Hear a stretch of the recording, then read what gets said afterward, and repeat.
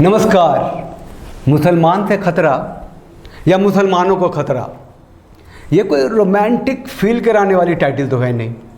कुछ देर बने रहिए हमारे साथ, फिर आप दिल से इस चैनल को लाइक और सब्सक्राइब कर पाएंगे। दरअसल पूरी दुनिया में लोग कहते हैं आमतौर से ये है कि मुसलमानों को 56 देश हैं, 58 देश हैं, लेकिन ऐसा नहीं है। मुसलमानों के 50 पूरी दुनिया में ऐसे देश हैं जो मुसलमान जहां बहुसंख्यक में हैं। पूरी दुनिया में 26 ऐसे देश हैं जो इस्लामिक पद्धति के देश हैं। उनका जो संविधान है वो इस्लामिक है, वो इस्लामिक देश हैं पूरी तरीके से।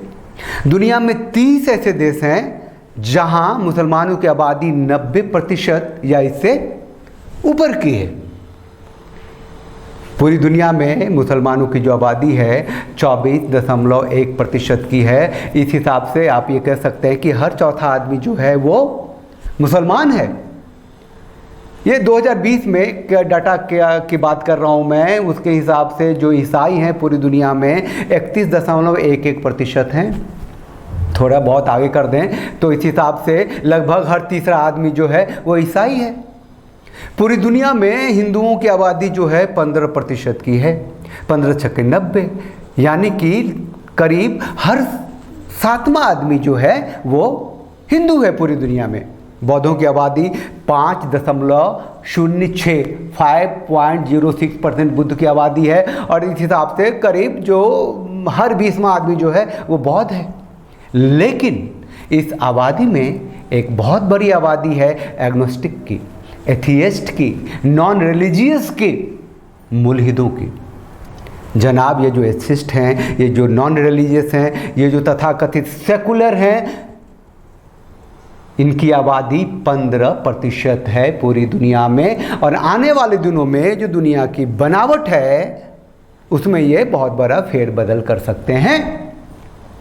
अब मुसलमान के देशों का नाम कुछ ज़रा सा देख लेते हैं। हाँ, अब चूँकि डाटा पे ही बात करते हैं तो ज़रा मैं ये जो मैं लिख के लाया हूँ वो मैं अपने साथ रख लेता हूँ।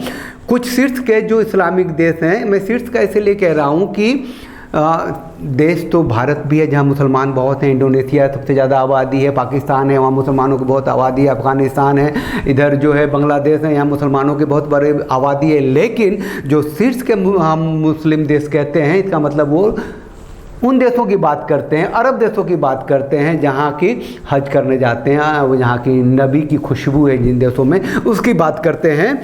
तो उस हिसाब से सऊदी अरब है, कतर है, फ़िलिस्तीन है, यूनाइटेड अरब अमीरात हैं, यमन है, ईरान है, कुवैत है, इजिप्ट है, ओमान है, मोरक्को है, लीबिया है ना।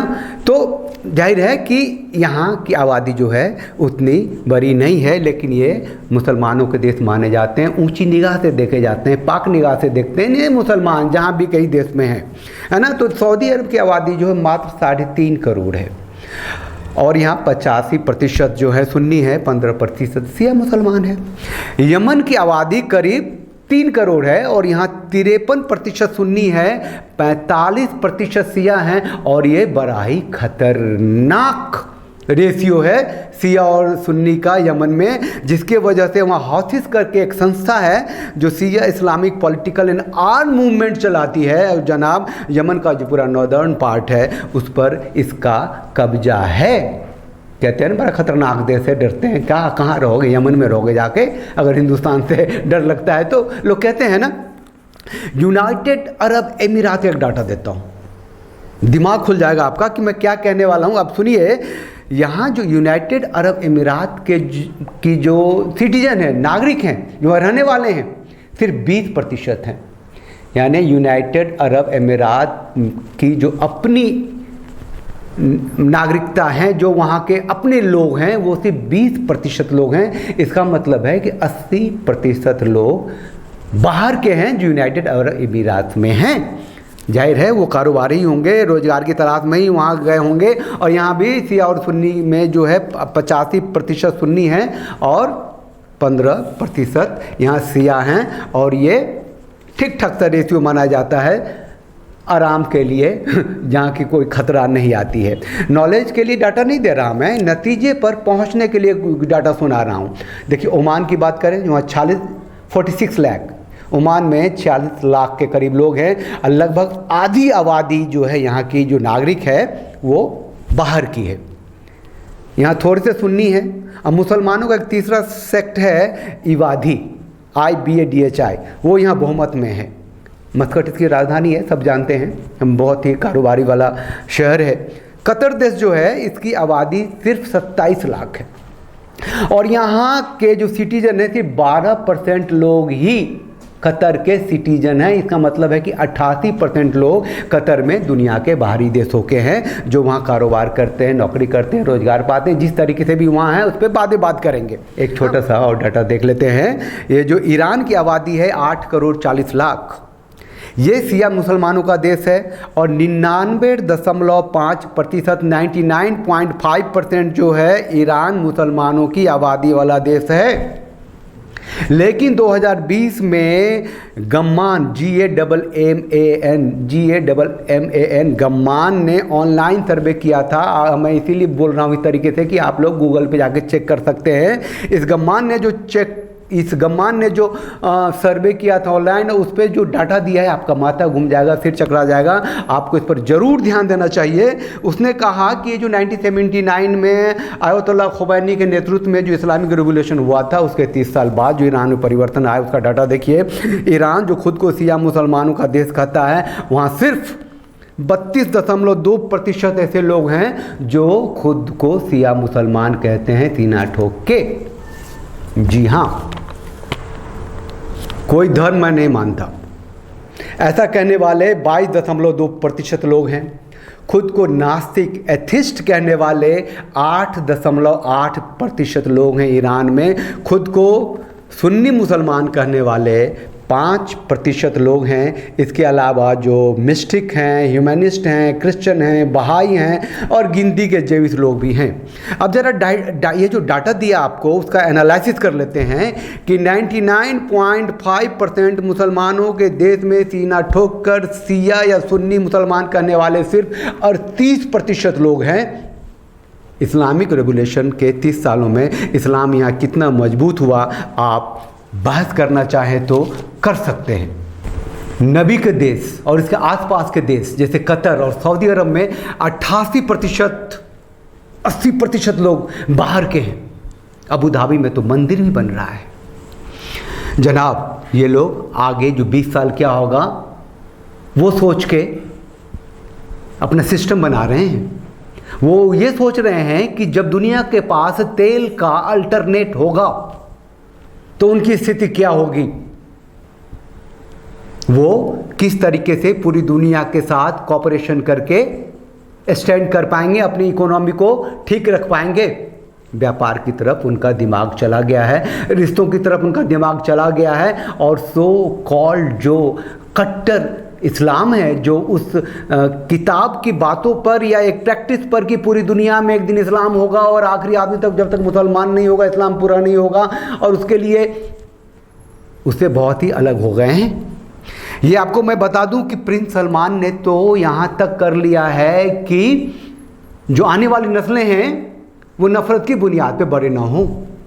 उनकी नज़र में बाकी धर्मों के लोग भी उतने ही सम्मान वाले हों जितने कि इस्लाम के हैं। उनके कोर्सेज में बदलाव शुरू हो गए हैं। वो अपने बच्चों को बताने लग गए हैं, जो नफ़रत वाली चीज़ें थी उसे हटाने लग गए हैं। और ये UN के दिशा निर्देश पे हो रहा है, उनके देखरेख में हो रहा है। और प्रिंस सलमान ने ऐसा कर दिया है कि अब उनकी जो नस्लें होंगी, जो आने वाली नस्लें होंगी, वो ये नहीं कहेंगी कि जो मुसलमान नहीं है वो काफिर है या मुशरिक है या वाजिब कत्ल है, ऐसा वो नहीं कहेंगे। वो कॉपरेशन समझेंगे, वो सम्मान समझेंगे, सहअस्तित्व को समझेंगे और नफ़रत की बुनियाद से आगे होंगे। ये नबी के देश में हो रहा है। कट्टर मुसलमानों ने पूरी दुनिया का बहुत नुकसान किया है। अल्लाह से डरो कहने वाले अब तक डराते ही रहे हैं। अब भारत जैसे देश में ज़रा सोचिए, यहाँ भी टू वे ट्रैफिक शुरू हो गया है।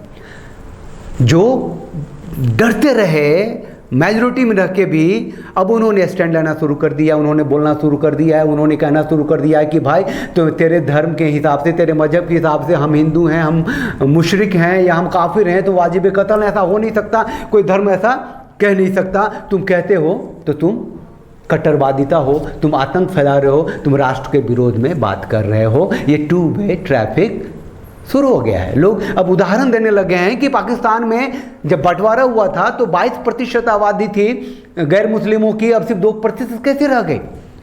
बांग्लादेश में 30% थी गैर मुसलमानों की आबादी, हिंदुओं और सिखों और क्रिश्चियनों सब की मिला करके 30% थे लोग, जो अब आज सिर्फ 7% कैसे रह गए।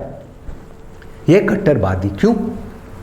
ये जितने भी आतंक से जुड़ी हुई घटनाएं होती हैं उसमें मुसलमान दिखते हैं क्यों? ये टू वे ट्रैफिक शुरू हो गया, बातें होनी शुरू हो गई हैं। ये नुकसान कौन कर रहा है, इस्लाम का, मुसलमान का? ये एक सोचने की बात है, बहस करने की बात है, जबकि अरब देश पूरा के पूरा तब्दील हो रहे हैं, बदल रहे हैं। बताइए, एक पूरा का पूरा शहर में 100 में से सिर्फ 12 लोग उसके हैं, 88 लोग बाहर के। उनके मान का, सम्मान का, उनकी इज्जत की, उनके आबरू की, उनके धर्म की रक्षा तो करता है ना वो देश, करने लगा है ना। अबू धाबी में मंदिर बन गया है ना। बच्चों के सिलेबस में से जो इंटॉलरेंट वर्ड से प्रिंस सलमान हटा रहा है ना। मुसलमानों को किससे खतरा है, वो अलर्ट हो रहे हैं, और मुसलमानों को किससे खतरा है उन्हें खुद भी समझना चाहिए, जो कि नबी के देश वाले समझने लग गए हैं। हम आगे बताएं कि एथिस्ट जो हैं, जो नॉन रिलीजियस हैं, जो मुलीद हैं, मुसलमान के देश में ज़्यादा बन रहे हैं, और वो बता नहीं रहे हैं क्योंकि उनकी जो सज़ा है वो मृत्युदंड की है। जो इस्लाम को छोड़ के कहीं और जाएगा ओपनली, उसकी सज़ा तो मृत्युदंड तक की है। ईरान का पूरा डाटा दे दिया मैंने आपको, और ऐसे सिर्फ डाटा पे जाए तो घंटों हमें यहाँ बोलना पड़ेगा। तो कुल मिला के बात इतनी सी है कि मुसलमानों को किससे खतरा है और मुसलमानों को क्यों खतरा है, मुसलमानों को किससे सावधान रहना चाहिए। मुसलमान एक शब्द ऐसा हो गया है जो बहस का मुद्दा क्यों बन गया है। और इसके बाद जो अगला वीडियो लेके आ रहा हूँ, मैं ये बताने वाला हूँ कि दुनिया में सबसे ज़्यादा इस्लाम कहीं फला फूला तो वो देश भारत है। क्यों है ये बताएंगे।